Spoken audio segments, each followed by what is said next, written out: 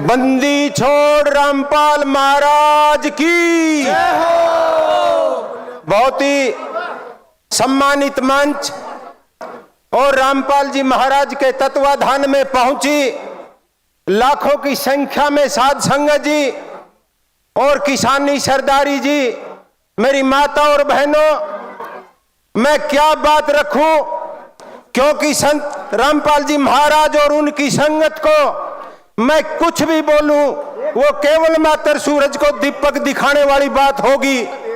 आज पूछते हैं संत रामपाल जी, आज संत रामपाल जी महाराज क्या है। मेरे साथियों, आप ये बात मत पूछो संत रामपाल जी महाराज क्या है, आप ये बात पूछो संत रामपाल जी महाराज क्या नहीं है।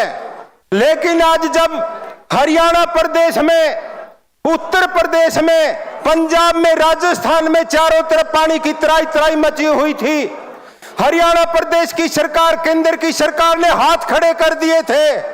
पूरी प्रदेश की जनता को, बाढ़ पीड़ित को राम भरोसे छोड़ दिया गया था। कोई कार्य किसी तरफ से नहीं हो रहा था। उस समय राम के अवतार के रूप में, कबीर साहब के रूप में संत रामपाल जी महाराज प्रकट हुए थे। तब पूरे प्रदेश की जनता को खाने के लिए अनाज, पीने के लिए पानी को चप्पा चप्पा भूमि का पानी निकाल करके आज प्रदेश की हर भूमि के ऊपर आज पूरी फसल की, रबी की फसल की बिजाई हुई है। इसलिए मेरी माता और बहनों, मेरे भाइयों, में कोई लंबी चौड़ी बात नहीं कहना चाहता। संत रामपाल जी महाराज के बारे में मैं क्या कहूं, मैं तो केवल मात्र ये कहना चाहूंगा, तुम जियो साल हजार और हर साल के दिन हो 50,000। पिछले दिनों हमने सुना था आग लगी आकाश में, झड़झड़ पड़े अंगार, संत ना होते जगत में, जल मरता संसार। ये बात हमने किताबों में सुनी थी, लेकिन इस बात को अगर जग जाहिर किया है वो संत रामपाल जी महाराज ने किया है। जनता के बीच में आए, आज पूछते हैं संत रामपाल जी महाराज क्या है, संत रामपाल जी महाराज ने क्या किया है। संत रामपाल जी महाराज ने वो किया है जो कोई नहीं कर सकता, जो संतों ने, महात्माओं ने किया। बोले संत रामपाल जी महाराज जेल में क्यों है? जब जब भी संत महात्मा इस संसार के अंदर आए, उन्होंने दुख और तकलीफ उठाई। कबीर साहब थे, उनके पांव बांध करके नदी में फेंक दिए गए थे। समस्त ब्रज की खाल खींची गई थी। गुरु नानक देव जी से चक्की पिसवाई गई थी। अर्जुन देव को तत्ते चौवों के ऊपर बिठाया गया था। ईसा मसीह को फांसी तोड़ा गया था। उसी मुहिम के अंदर संत रामपाल जी महाराज को जेल के अंदर बंद किया गया है। हमें सौभाग्य प्राप्त हुआ था उस दिन, जिस दिन सिविल लाइन थाने के अंदर हमारे संत रामपाल जी महाराज थे। हमने उनसे बात की थी, दलबीर सिंह किरमारा और हम गए थे। मेरा साथी बात रख करके गया था, मैं उन बातों में नहीं जाना चाहूंगा।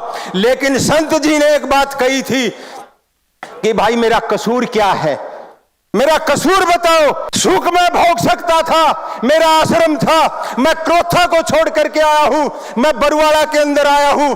आज अगर सिविल लाइन थाने के अंदर आया हूं, मेरा कोई व्यक्तिगत आरोप नहीं है, मैं अपराधी नहीं हूं। जब 1947 के अंदर, एक सेकंड लेना चाहूंगा मेरे साथियों, जब 1947 के अंदर अंग्रेज इस देश की सत्ता को छोड़ करके जा रहा था, चर्चिल की अंग्रेजों की तरफ से विशेष ड्यूटी लगाई गई थी। सत्ता हिंदुस्तान को सौंपी गई, और जब सत्ता सौंपी गई तो चर्चिल रोने लग गया। सरदार पटेल ने एक बात पूछी थी कि चर्चिल जी, आप इस देश को सत्ता सौंपना चाहते हो, आप रो क्यों रहे हो? उन्होंने कहा कि सत्ता परिवर्तन हो रहा है, व्यवस्था परिवर्तन नहीं हो रहा। और व्यवस्था परिवर्तन जब होगा और जो आवाज उठाएगा वो जेल की सलाखों के पीछे जाएगा, उसको कोई सुनने वाला नहीं होगा। 1947 की वो कही हुई बात चर्चिल ने जो कही थी, आज वो संत रामपाल जी महाराज के ऊपर घटित हो रही है। इसलिए आज समाज नशे से दूषित है, दहेज प्रथा से पीड़ित है, अनेकों प्रकार की बीमारियों से दुखी और परेशान है। इसलिए इस प्रकार के संत जेलों में नहीं, जनता में होने चाहिए। और जब संत रामपाल जी महाराज इस जनता के बीच में वापिस आएंगे तो मेरे साथियों, मेरी बहनों, बात करके लौट करके ले जाना, कोई नशा हरियाणा प्रदेश में नहीं होगा, पंजाब में नहीं होगा, राजस्थान में नहीं होगा, दहेज से मुक्त शादियां होंगी। इसलिए मैं क्या कहूं, गुरु गोविंद सिंह ने कहा था कि सूरा सोज कहलाइए जो लड़े दीन के हेत, बोटी बोटी कट मरे फिर भी न छोड़े खेत। उस बात को भी संत रामपाल जी ने चरितार्थ करने का काम किया है। इन्हीं शब्दों के साथ मैं अपनी बात को विराम देते हुए मैं एक नारा लुआना चाहूंगा, संत रामपाल जी महाराज की जय हो, सत साहिब। तो कोई गलती होगी माफ कर देना। आपका बहुत बहुत धन्यवाद।